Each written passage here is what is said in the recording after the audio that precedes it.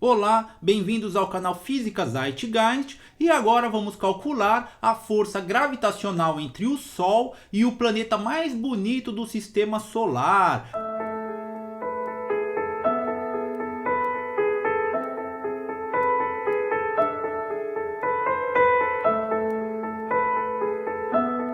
O planeta Saturno é o sexto planeta do sistema solar mais distante do Sol. Então nós já calculamos a força gravitacional entre o Sol e os 5 primeiros. E agora nós vamos calcular de Saturno, que é o sexto mais distante e o segundo planeta gasoso. Então nós já vimos que os primeiros planetas, os mais próximos do Sol, Mercúrio, Vênus, Terra e Marte, que são planetas rochosos, então eles são menores e eles são sólidos, né? Então, por exemplo, eles teriam uma capacidade de desenvolvimento de vida maior do que os outros, ou se a gente fosse colonizar um planeta, seria mais fácil a gente ir para um planeta rochoso, né? Que é similar à Terra, e também porque eles estão mais próximos da gente, né? Então, depois desses 4 planetas, ainda dividindo dos planetas gasosos, os gigantes gasosos mais afastados, tem um cinturão de asteroides. E aí depois vem Júpiter e aí vem Saturno, para depois vir Urano, Netuno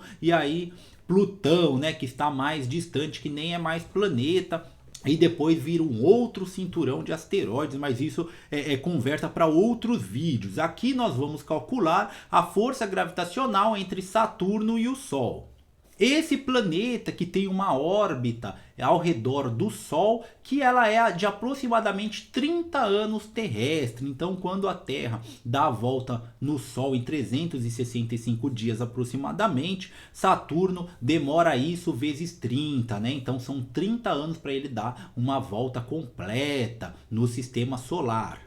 E além dele ter aquele anel lindo, né, que deixa ele brilhoso, refletindo a luz, aquele anel que é basicamente composto de gelo e de água, ele ainda tem mais de 80 satélites naturais. A gente aqui na Terra está acostumado só com um satélite, que é a Lua. Ele tem mais de 80, sendo o mais significativo o satélite Titã, que é o segundo maior do sistema solar. Eu já falei qual que é o primeiro, que é um satélite de Júpiter, né, que é o Ganímedes, e o segundo satélite maior do sistema solar é o satélite de Saturno, Titã, que foi descoberto lá no século 17, no final do século 17, né, por um contemporâneo do Newton, que foi o Christian Huygens, que eu já fiz vídeos aqui falando que ele foi um dos primeiros que falou que a luz era onda. Enquanto o Isaac Newton achava que as ondas eram partículas, ele veio com a teoria de que a luz era uma onda. E aí, um pouco depois, a gente descobriu que realmente a luz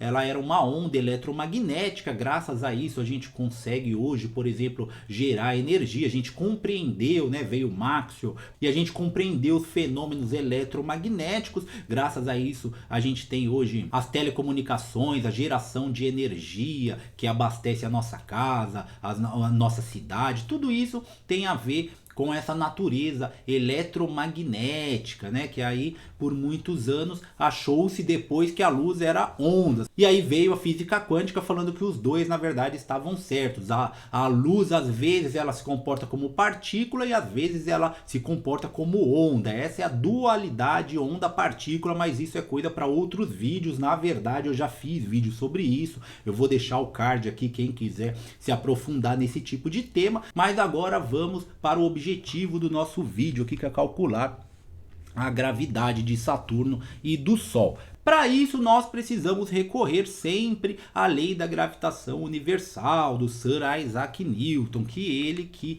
descobriu, né, que desvendou essa lei da natureza, que mostra, né, a relação entre as variáveis que definem a força de atração entre dois corpos. Então, A lei da gravitação diz que qualquer corpo que possui massa se atrai, existe uma força de atração, porém essa força ela é relacionada com a massa, então quanto maior a massa, maior a força, e também com a distância. Conforme maior a distância, menor a força e menor ao quadrado. Então nós temos que elevar ao quadrado a distância. Então para a gente calcular essa força gravitacional, basta a gente multiplicar a massa dos dois corpos, que a gente está querendo saber a força, e dividir pela distância entre eles. E essa distância é elevada ao quadrado. Além disso, tem a linda constante gravitacional, né? O Gzão, essa constante que sempre está lá, junto com a força gravitacional, tem essa constante, né? As constantes são eternas, né? Talvez Deus esteja nas constantes, porque tudo está variando, mas aquele número específico ali sempre está ali. Então a constante gravitacional sempre está ali, né? Se a gente for ver a relação entre a força e as massas, a distância sempre vai ter aquele número ali que é 6,67 vezes 10 elevado a menos 11. Assim como o π sempre está ali. Quando a gente vai ver as relações da métrica, né, de um círculo, das grandezas envolvendo um círculo, sempre a gente vai achar o número π, né? Assim como várias outras constantes existem aí em diversos fenômenos da natureza, mas no nosso caso aqui é a constante gravitacional. Então vamos para os cálculos. Primeiro vamos multiplicar a massa de Saturno, que ela é de aproximadamente 95 vezes maior do que a massa da Terra, só para a gente ter uma noção.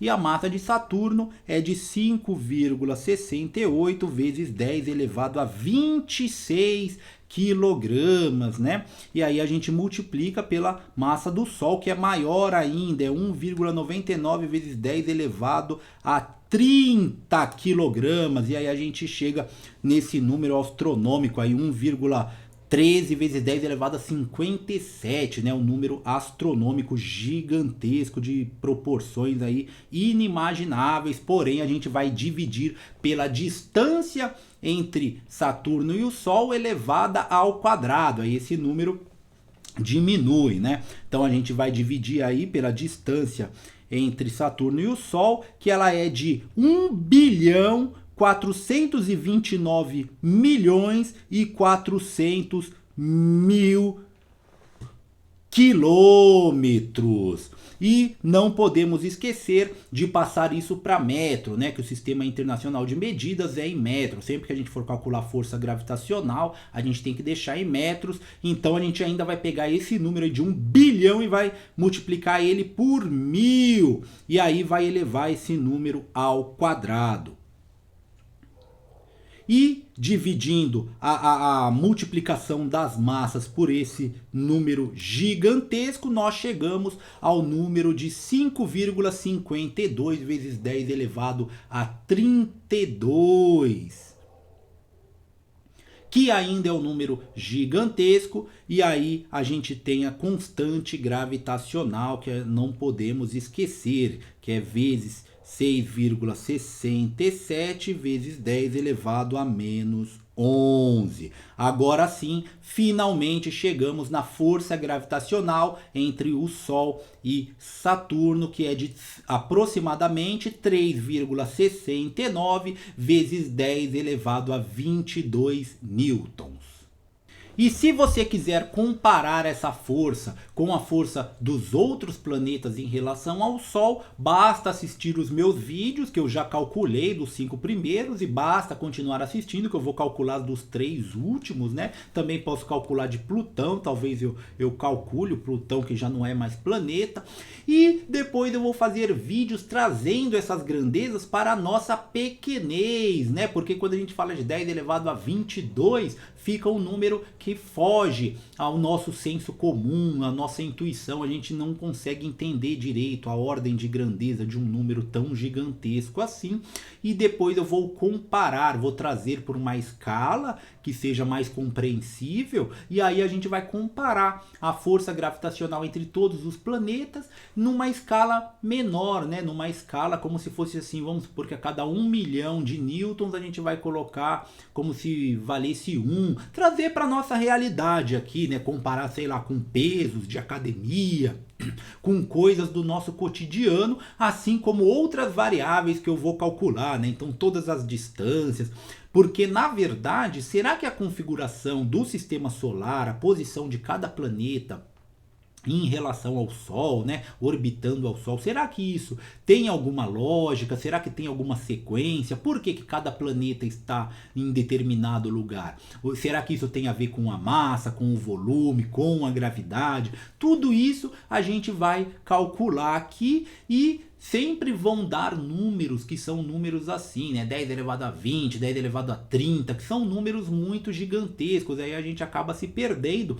Então eu pretendo fazer vídeos colocando tudo numa escala pequena, fazer um sistema solar numa escala que a gente possa compreender. Por exemplo, se o Sol fosse do tamanho de uma bolinha de gude, a qual distância estaria Saturno, por exemplo, do Sol, né? Se o Sol é uma bolinha de gude, Saturno seria, sei lá, uma formiga, até o menor que uma formiga. Qual é o tamanho será que seria de Saturno e a quantos centímetros ele estaria dessa bolinha de gude?